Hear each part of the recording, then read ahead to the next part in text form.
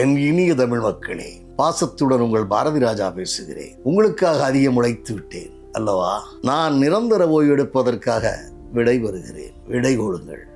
அன்புடன் பாரதி ராஜா. தமிழை நேசித்த ஒரு தமிழ் டைரக்டர், ஒரு உணர்வு பூர்வமான டைரக்டர், மண் வாசத்தை உலகமெல்லாம் கொண்டு சென்ற டைரக்டர், ஸ்டுடியோக்குள்ள முடங்கி கிடந்த சினிமாவை உடைச்சி வெளியே கொண்டு வந்து கிராமிய காதல், கிராமிய கலாச்சாரம், பண்பாடுகளை உலகமெல்லாம் அறிவித்த டைரக்டர். அவர் நம்மளை விட்டு போயிட்டாருங்கிறது மண்வாசனையோ, ஒரு முதல் மரியாதை, ஒரு வேதம் புதிதோ, ஒரு கைதியின் டைரியோ, அலைகள் ஓய்து, அந்த மாதிரி படைப்புகள் எல்லாமே காலத்துக்கும் வாழ்ந்துட்டு. அதனால் அவர் படைத்த படைப்புகள் எல்லாம் சாகாது. இப்படி ஒரு டைரக்டர் ஒரு கலை நயத்தோட ஒரு காவியத்தை படைச்சிருக்காரு. அப்படிப்பட்ட ஒரு மனிதர் நம்மளை விட்டு போயிட்டார் இல்லையா? அது ஒரு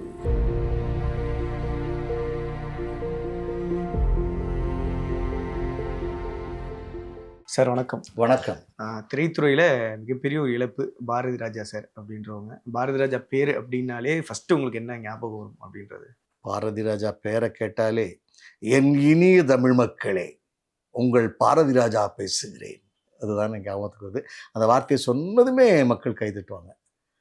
என் இனிய தமிழ் மக்களே அப்படின்னு சொல்லி முடிச்சுன்னு அந்த சபையில் ஒரு பெரிய கலகாட்டாக இருக்கும், கலகலப்பு இருக்கும். அப்படி ஒரு தமிழை நேசித்த ஒரு தமிழ் டைரக்டர், ஒரு உணர்வு பூர்வமான டைரக்டர், மண் வாசத்தை உலகமெல்லாம் கொண்டு சென்ற டைரக்டர், ஸ்டுடியோக்குள்ளே முடங்கி கிடந்த சினிமாவை உடைச்சி வெளியே கொண்டு வந்து கிராமிய காதல், கிராமிய கலாச்சாரம், பண்பாடுகளை உலகமெல்லாம் அறிவித்த டைரக்டர். அவர் நம்மளை விட்டு போயிட்டாருங்கிறது நம்ம ஏற்றுக்கிட்டு தான் ஆகணும். ஏஜ்னு ஒன்று இருக்கு இல்லையா? என்னால் தாங்க முடியல, வைக்க முடியலன்னு சொல்கிறதெல்லாம் அது போய் தான். 85 வயசு ஒரு மனிதனுடைய முடிவு காலம் வயசு தான். அதுக்கு மேலே இருந்தாலும் ரொம்ப அவஸ்தையாகிடும், ரொம்ப ரணப்பட்டு தான் உடல் போகணும். அதனால் அவர் படைத்த படைப்புகளெல்லாம் சாகாது. மண்வாசனையோ, ஒரு முதல் மரியாதை, ஒரு வேதம் புதிதோ, ஒரு கைதியின் டைரியோ, அலைகள் ஓய்து, அந்த மாதிரி படைப்புகள் எல்லாமே காலத்துக்கும் வாழ்ந்துட்டு. அதுதான் முக்கியம். மனுஷன் பிறக்கிறான், 80 வயசில் 85 வயசில் சாகிறாங்கிறது பெரிய விஷயம் இல்லை. செத்து தான் ஆகணும். கண்ணதாசன் சொன்ன மாதிரி, வந்தவரெல்லாம் தங்கிவிட்டால் பூமியில் உள்ளவருக்கு இடமேதப்பா, ஏற்றுக்கொண்டு தானே ஆக வேண்டும். அது ஏற்றுக்குவோம்.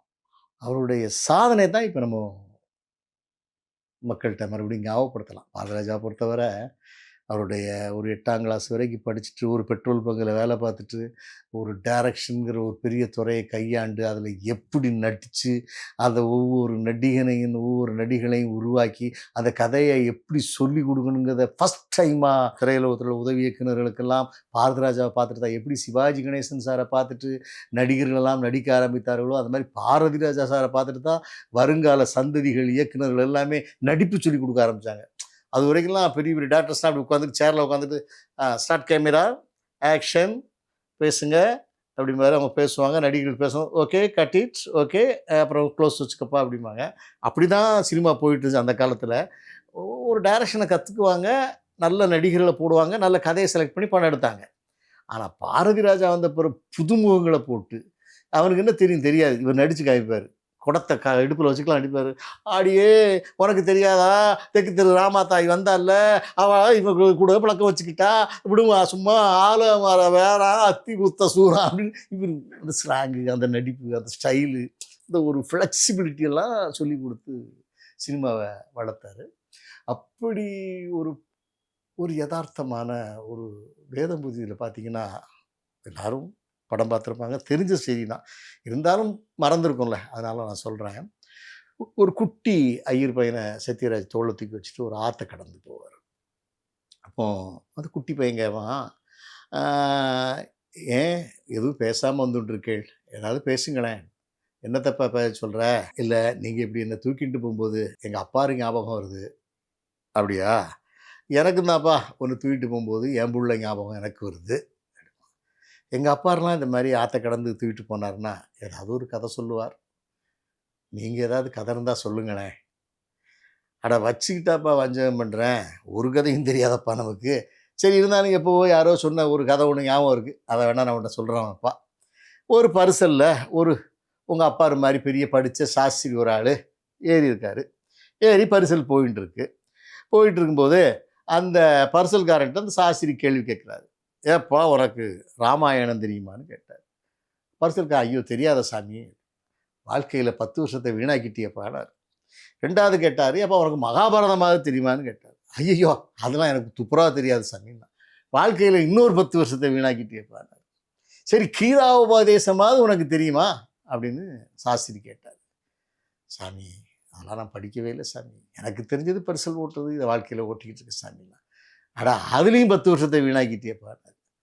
கொஞ்சம் தூரம் போச்சு. அப்போ பரிசல்காரன் சொன்னால், சாமி பரிசலில் ஓட்ட விழுந்து தண்ணி ஏறிக்கிட்டு இருக்கு, உங்களுக்கு நீச்சல் தெரியுமான்னு கேட்டான். ஐயோ தெரியாதுடா அம்பி தெரியாதுன்னாரு.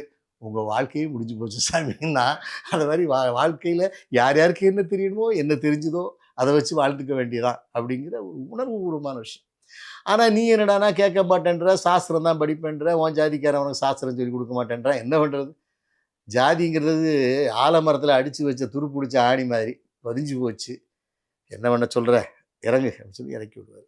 இறக்கி விட்டா அவன் கேட்பான், நான் உங்களை ஒன்று கேட்கலாமா? கேளப்பா. ஆமாம் உங்கள் பேர் என்ன? ஆட உனக்கு நல்ல குசும்பு தானே, என் வீட்டில் தங்க வச்சு உனக்கு சோத்தை போட்டு தோளில் தூக்கிட்டு வந்து கேட்டால் என் பேர் என்னன்னு கேட்பியா? என் பேர் விரல சூப்பரை குழந்தைகிட்ட கேட்டால் கூட சொல்லுவோம், பாலுத்தேவர்னு சொல்லும். அப்புறம் மறுபடியும் விரல வாயில் வச்சுக்குவோம். பாலுங்கிறது உங்கள் பேர், தேவருங்கிறது நீங்கள் வாங்கின பட்டமா? ஷாக்காவார். மூச்சுக்கு 300 தடவை ஜாதி இல்லை ஜாதி இல்லைன்னு சொல்லிட்டு நீங்களே பாலுத்தேவர்னு சொல்லிட்டு இருக்கீங்களே, இது எந்த ஒரு நியாயம்? நான் கரையேறிட்டேன், நீங்கள் எப்போ கரையேற போகிறீள்? படார் படார் படார்னு சத்யராஜ் சாருக்கு சவுட் அடிக்கிற மாதிரி ஷார்ட்ஸ் போடுவார்.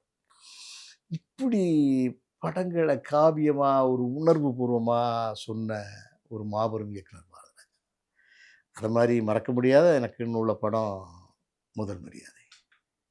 ஜெயகாந்தன் சார் வீட்டில் அவர் 60 வயசாக இருக்கும்போது ஒரு 20 வயசு பொண்ணு வேலை செஞ்சு, அந்த பெண் இவருடைய எழுத்துக்களில் மயங்கி இவற்றை வேலைக்கு செஞ்சிச்சு.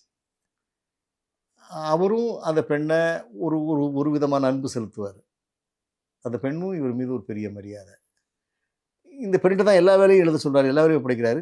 மனைவிக்கு இதெல்லாம் பார்க்கும்போது இந்த பெண்ணால் இவர் கொஞ்சம் மகிழ்ச்சி ஆகிறாரு, சந்தோஷப்படுறாருன்னு அவருடைய பேச்சில் அவர் கண்டுபிடிக்கிறார்.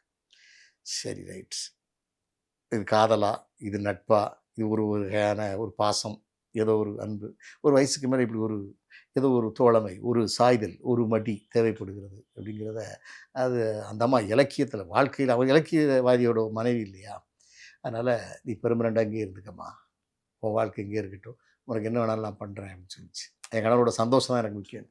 அது மாதிரி பாரதிராஜாவுடைய மனைவி வேற ஒருத்தனால் கெடுக்கப்பட்டு, அது மாமனுடைய சொல் தாங்க முடியாமல், மாமனுடைய வாக்குக்காக, மாமனுடைய மாம மரியாதையை காப்பாற்றுவதற்காக பாரதிராஜா வடிவுக்கரசி அம்மாவை கல்யாணம் பண்ணிடுவாங்க. 2 பேருக்குள்ள ஒரு கனெக்ஷன் இருக்காது, அந்நியம் இருக்காது. இருந்தாலும் ரைட், இந்த உலகத்தில் வாழ்ந்துக்கிட்டோம், ஒரு அந்த பெத்த மகளை தாமகளாக இருந்துச்சு. இப்படிப்பட்ட ஒரு விரக்தியான சூழ்நிலையில் இந்த அம்மா அவரை இன்சல்ட் பண்ணிகிட்டே இருப்பாங்க, அவமானப்படுத்திக்கிட்டே இருப்பாங்க. மனைவியை அவமானப்படுத்தலாம் தாங்கி அப்படி வாழ்ந்துக்கிட்டே இருக்கும்போது ராதாங்கிற ஒரு மான் மாதிரி ஒரு கேரக்டரை உள்ள விடுறாங்க. ஒரு ஜாக்கெட் இல்லாமல், ஒரு இளமை துடிப்போட, ஒரு கண் வசீகரத்தோட, ஒரு அருமையான ஒரு பரிசல்காரியாக உள்ளவர். இப்போ சிவாஜி சாருக்கும் அவருக்கு ஒரு அந்யோன்யம், ஒரு நட்பு, ஒரு அன்பு அப்படியே இருக்கும்.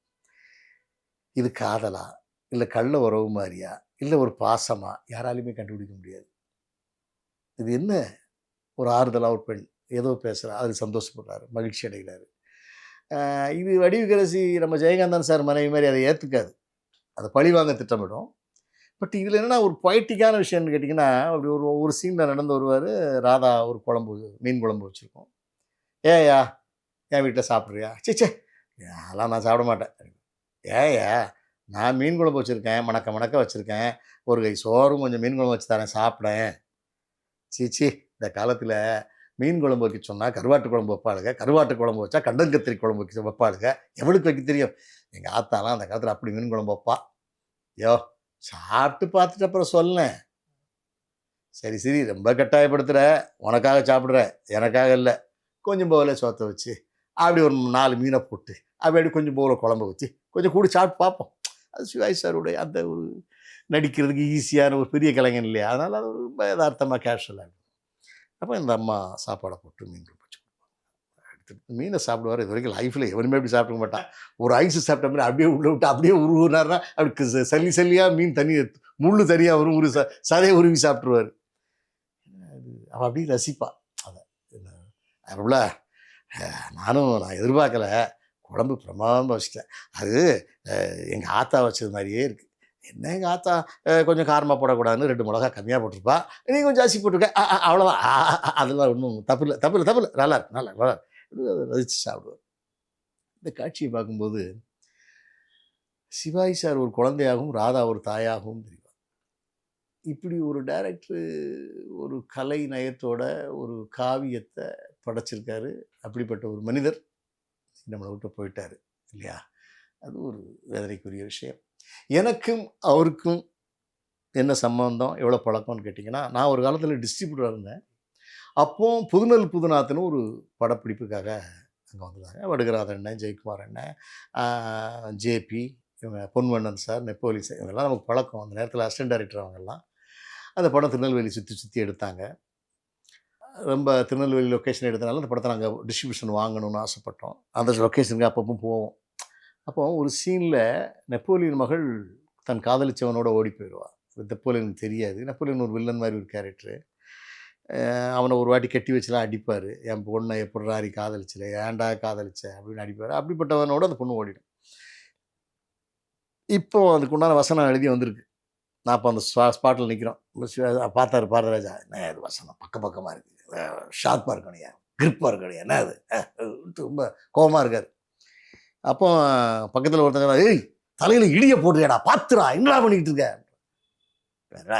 என்னையா சொன்னான், இடியா, இவன் என்னையா பண்ண போகிறான், ஐயா சாப்பாடு போட்டுக்கிட்டே சொல்ல, என்ன போடுறா, இட்லி போடுறா, ஓகேயா, இதான் வசனம். தட்டில் இட்லியை போட்டு தலையில் இடியை போட்டு எடி எழுதியா, 2 வரி எழுதிட்டு அந்த சீன் காட்சி ஷூட் பண்ணுறாங்க. அந்த அம்மா சொல்லுவாங்க, அப்படி தட்டில் இட்லியை போட்டு சட்னி ஊற்றிட்டு, என்னங்க பொண்ணு இது மாதிரி வீட்டை விட்டு போயிட்டாங்க, தட்டில் இட்லியை போட்டு தலையில் இடியை போட்டு எடி. போலீஸ் தியேட்டரில் விசில் கிளாப்ஸ். இந்த மாதிரி ஒரு கதாசிரியர்கள் சொன்னதையோ வசனகர்த்தாக்கள் எழுதுனதையோ அவர் எடுத்ததில்லை. அவருக்குன்னு ஒன்று அதுலேருந்து உருவார், அதுலேருந்து எடுப்பார். அவற்றை கதைகள் யாரும் சொல்ல போனால் கூட அவர் லொக்கேஷனுக்கு போயிடுவார். சார் ஒரு பொண்ணு வந்து ஒரு மலை பிரதேசத்தில் வாழ்ந்துட்டுருக்கா, ஒரு சின்ன குடிசை போட்டு வாழ்ந்துட்டுருக்கா, அதில் ஆடு மாடு மேய்ச்சிக்கிட்டு இருக்கா. நான் இவர் அப்படி கொடைக்கானல் பக்கம் இருக்குது, அப்படி விஷுவல் அங்கே போயிடும், அங்கே ஒரு குடிசை தெரியும், அங்கே ஒரு பொண்ணு வாழ்ந்துக்கிட்டு இருக்கா, அப்படி இப்படி கதையே விட்டுருவார். அவன் கதை போயிட்டே இருப்பான். எங்கே சொன்ன, எங்கே நிறுத்தின, நெல். இப்படி ஒரு அற்புதமான ஒரு கலைஞர். அந்த அது இன்னொரு விஷயம், எனக்கும் பாரதிராஜாவுக்கும் நடந்த ஒரு சம்பவம் என்னென்னா, அது வாழ்க்கையிலே மறக்கவே முடியாது. அவர் ஒரு ஆக்சிடெண்ட்டில் பெங்களூர் போய் லொக்கேஷன் பார்க்க மாட்டதில் ஒரு சின்ன ஆக்சிடெண்ட் ஆயிடுச்சு. ஒரு டைரக்டர் இல்லையா, விஜய் ஹாஸ்பிட்டலில் அட்மிட் ஆகிருக்காரு. ஒரு வாரம் அட்மிட் ஆகி இந்த உடம்பெல்லாம் கிராச்சஸ் அதெல்லாம் இருக்குது, சிராய்ப்புகள்லாம் இருக்குது, மருந்து போட்டு ஒரு மாதிரியே தப்பிச்சிட்டார். ரெடியாக இருக்கார். ஒரு 2 நாளில் டிஸ்சார்ஜ் ஆக போகிறாரு. அப்போது எல்லோரும் பார்க்க போகிறாங்க. இளையராஜா, பஞ்சு அருணாச்சலம், பெரிய பெரிய டைரக்டர்ஸு எல்லாம் அவரை பார்த்துட்டு போகிறாங்க. பாரதிராஜா ஒரு டைரக்டருங்கிறதுனால அந்த அடிபட்டதை அவர் எப்படி சொல்கிறாருன்னா, யோ ஏன் வண்டி 80 கிலோமீட்டர் ஸ்பீடில் பெங்களூரில் ஹைவேல போயிட்டுருக்கு, வேகமாக போகாதடான்னு சொல்லிட்டு இருக்கேன். எழுத்தாங்களோ டெம்போ ட்ராவல் ஃபாஸ்ட்டாக வர்றான், இது ஹீல் பிரதேசம், ஹீல் ஏறிட்டு இருக்கோம், இப்போ ஃபாஸ்ட்டாக வரா, வண்டியை பிரேக் போடு டமாறு அடிச்சா, பட்டான்னு விழுந்துச்சு. ஓகே பாரதி, ஓகே ஒருத்தர் போகிறார்.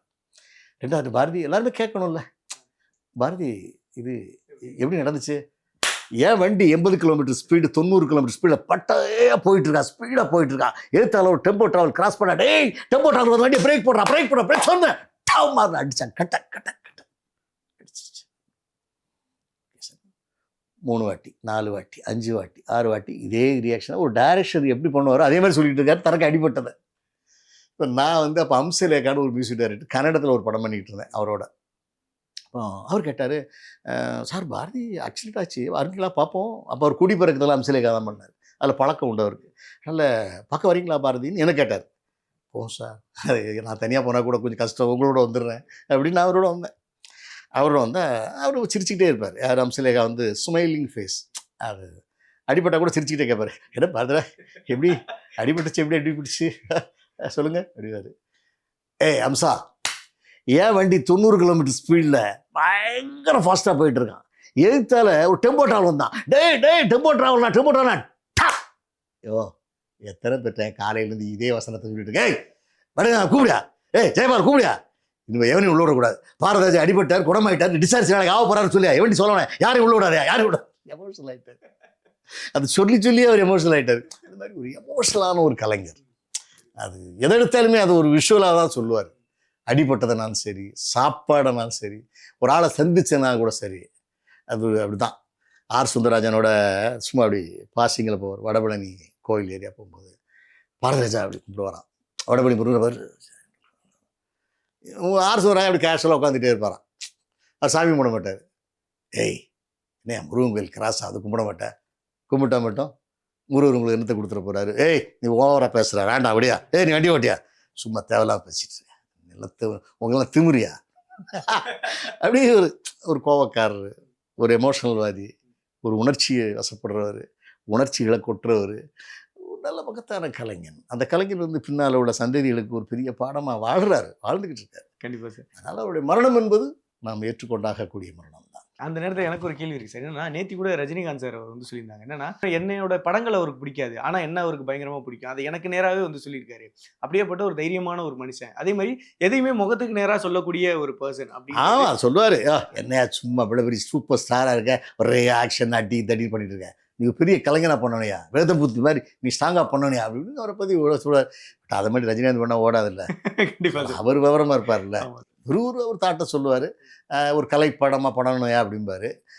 அப்படி ஒரு ரஜினிகாந்த் ரேட்டு கொடுத்து படம் பண்ணால் குடி பிறகு கொடுத்தாருன்னா அற்றுப்படாப்பு தான் ஆச்சு. அதுக்காக ரஜினிகாந்த் வச்சு சமாளித்து பெரிய வெற்றியெல்லாம் பண்ணிட முடியாது. அதாவது ஹேண்டில் பண்ணுறதுக்கு ஒரு ஆள் இருப்பாங்க, அதை ஹேண்டில் பண்ணணும். இவர் இந்த மாதிரி ஆட்களை ஹேண்டில் பண்ணுறதுக்கு கரெக்டான ஆள் வெற்றி பெற்றார். கண்டிப்பாக சார். அண்ட் வந்து பெரிய டேரக்டர் எப்போவுமே சார் ஒரு விஷயம் பண்ணுவாங்க, அதாவது வந்து லீடில் இருக்கிற ஹீரோவை தான் கூட்டு வந்து படம் பண்ணி அதை ஹிட் பண்ணுறதுக்கு ட்ரை பண்ணுவாங்க. ஆனால் பாரதிராஜா சார் கண்டினியூஸாக வந்து நியூ ஃபேஸஸ் வந்து இன்ட்ரோ பண்ணிகிட்டே இருந்திருக்காரு. அவங்க இப்போ தமிழ் சினிமாவோட உச்சத்தில் இருக்காங்க, எங்கேயோ இருந்திருக்காங்க. ஸோ அந்த கான்ஃபிடன்ஸ் இருக்குல்ல சார், எல்லா மனிதனுக்குமே வரும். ஒருத்தன் புதுமுகங்கள் வச்சு ஒரு படம் எடுத்து 16 வயதுலேங்கிறது சாதாரண ஹீரோயின். அந்த அப்போ ஸ்ரீதேவி புதுசு, ரஜினி சார் அப்போ சும்மா 4 படம் 5 படம் நடிச்சிட்டு இருக்காலும் இவங்களை வச்சு இவ்வளோ பெரிய வெற்றி. 50 வாரம் போச்சு, 375 நாள் போச்சு. ஓகே, அப்படி ஓடும்போது உங்களுக்கு ஒரு மிகப்பெரிய கான்ஃபிடென்ட் வந்துடும், உடம்புக்குள்ளே ஒரு திமிர் வந்துடும்.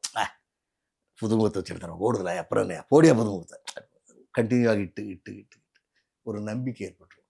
தொடர்ந்து ஃப்ளாப் கிடைச்சாதான் ஐயோ ஒருத்தர் டேட் வாங்கி படம் பண்ணலாம் ஏங்கிற ஒரு எண்ணம் வரும். அதனால் அவருக்கு எழுதப்பட்ட விதி புதியவர்களை வச்சு எடுக்க முடியும், ஜெயிக்க முடியும்னு இருந்திருக்கு, பிராப்தம் இருந்திருக்கு. எடுத்தார், ஜெயிச்சார், கண்டினியூவாக புதுமுகங்களை போட்டார், பல பேரை உருவாக்குறாரு. மண்வாசலை கூட ஷூட்டிங் ஆர்டிஸ்டே இல்லாமல் போயிட்டார் அவுட்டோருக்கு. சித்ரா லட்சுமணன் தான் ப்ரொடியூசர். அவர் தான் ஒரு வாட்டி சொல்லும்போது கேள்விப்பட்டேன், என்னையா ஒன்றும் சரியில்லை, இந்த மீனாட்சி கோயில் கும்பிட்டு வந்துடலாம்யா, சாமி கும்பிட்டு வர்றாங்க, வளையல் கடையில் ஒருத்தன் அண்ணன் வணக்கண்ணே வளையல் ஏதாவது சாமிக்கு வாங்கிட்டு போகிறீங்களாண்ணேங்கிறான்.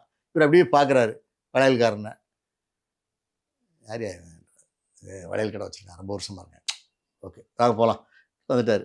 அப்படியே நைட் அவருக்கு மிட் நைட்டை தொடுது, அண்ணே வணக்கண்ணே வளையல் வாங்கிட்டு போகிறீங்களாண்ணே. அவருக்கு ரீகலெக்ட் ஆகுது பாண்டியன் சொன்ன விஷயம். சித்ரா அங்கே வாயா, அந்த வளையல் கடையில் ஒரு செவத்தப்பா இருந்தான்ல, அவன் தான் அவன் படத்துக்கு ஹீரோ, கூட்டு வாயா அவனை, பிடிச்சி கொண்டாயா அவனை. என்ன சார் ஒரே நைட்டு அவனை கூட்டியாந்து ரெடி பண்ணி அண்ணன் கூப்பிடுறா வாயான்னு சொல்லி வேட்டியை கட்டி அதை கட்டி கட்டிட்டு இருந்தா. இவன் தாயா கரெக்டாக இருக்காயா, மண் வாசனை போடி அவரை. உங்கள் பேர் என்ன ஏதோ சொன்னான், பாண்டியன் அவன் பேர் என்னையிலேருந்து வச்சுக்கா ரெடியா. அது மாதிரி அவருக்கு ஒரு கான்ஃபிடென்ட், ஒரு மனிதனை பார்த்தா அவன் உன்னால் பண்ண முடியுங்கிற ஒரு புரிதல் இவருக்குள்ளே வருது. ஒரு பெரிய கிரியேட்டரு. அதனால் பாரதிராஜாங்கிறவர் ஒரு லெஜண்ட் கண்டிப்பாக. அதனால் அவருடைய ஆத்மா நல்ல சாந்தி அடையணும், சாந்தி அடையும். பல பேரை வாழ வச்ச ஆத்மா, பல பேர் அவரோட இன்னைக்கு கடவுள்கிட்ட அவருடைய ஆத்மா சாந்தி அடையிறதுக்காக வேண்டிகிட்டு இருக்காங்க. அதனால் நிச்சயமாக சாந்தி அடையும். வந்தவர்கள்லாம் ஒரு நாள் போயிட்டே இருப்பாங்க, நாம் உலகத்தில் பார்த்துக்கிட்டே தான் இருக்கிறோம். அதனால் இது ஏற்றுக்கொள்ளக்கூடிய விஷயம் தான், ஏற்றுக்கொண்டு தான் ஆக வேண்டும். அடுத்து எத்தனையோ கலைஞர்கள் புதிதாக உருவாகிக்கட்டும், வெற்றி பெற்று கொண்டு இருக்கிறார்கள். அவர்களுடைய படங்கள் பார்க்கணும். அதனால் பாரதிராஜாவுடைய ஆத்மாக்கு நம்ம கண்டிப்பா சார். அண்ட் வந்து லாஸ்ட்டா இது மட்டும் நான் கேட்டு வாங்கிக்கிறேன். என்னன்னா, அந்த "எண்ணினிய தமிழ் மக்களே" அப்படின்ட்டு ஒரு விடைபெறுகிறேன்னு ஒண்ணு வரும். என் இனிய தமிழ் மக்களே, பாசத்துடன் உங்கள் பாரதி ராஜா பேசுகிறேன். உங்களுக்காக அதிகம் உழைத்து விட்டேன் அல்லவா? நான் நிரந்தர ஓய்வு எடுப்பதற்காக விடை வருகிறேன். விடை கொடுங்கள். அன்புடன் பாரதி ராஜா.